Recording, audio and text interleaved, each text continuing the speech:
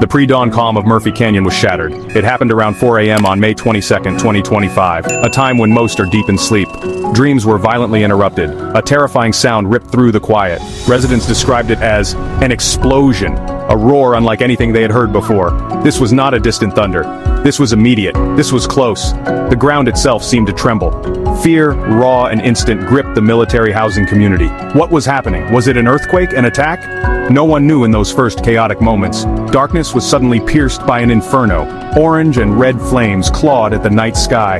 Thick, acrid smoke began to fill the air. The smell of burning fuel and debris was overwhelming. People stumbled out of their homes. They were dazed. They were confused. They were met with a scene of unimaginable horror. A small aircraft had fallen from the sky. It had crashed directly into their neighborhood. Homes, sanctuaries for families, were now engulfed in fire. The nightmare was real. It was unfolding right before their eyes. Panic mixed with a desperate urge to help. Neighbors called out to each other. Shouts echoed through the smoke-filled streets. "Is everyone okay? Get out now!" The sounds of sirens began to wail in the distance. They grew closer, a beacon of hope amidst the chaos. But for those on the ground, those first few minutes felt like an eternity. They were facing the unthinkable, a plane crash in their own backyards. The safety of their homes had been violated in the most brutal way imaginable. The ordinary had become extraordinary in the worst possible sense. The realization of what occurred slowly dawned. It was a small, twin-engine aircraft. It had plummeted into U.S. Navy-owned housing. These were homes for military families, families who served their country. Now, they were at the heart of a disaster. The initial shock gave way to a desperate scramble for safety. Parents grabbed their children.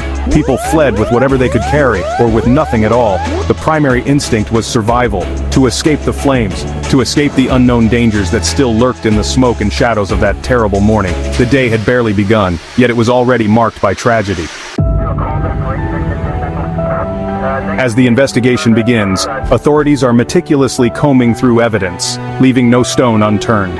They are determined to uncover the truth behind the incident. The community watches closely, hoping for answers and justice. Fear has undoubtedly gripped the neighborhood, but so has an incredible sense of resilience. Residents are coming together, supporting one another in these trying times. There is a palpable sense of unity, as everyone hopes for a safer future. Amidst the uncertainty, the community's support for one another shines brightly. However, many questions about the future remain. How will the neighborhood rebuild? What measures will be put in place to prevent such incidents? Only time will tell, but one thing is clear: the community's spirit remains unbroken.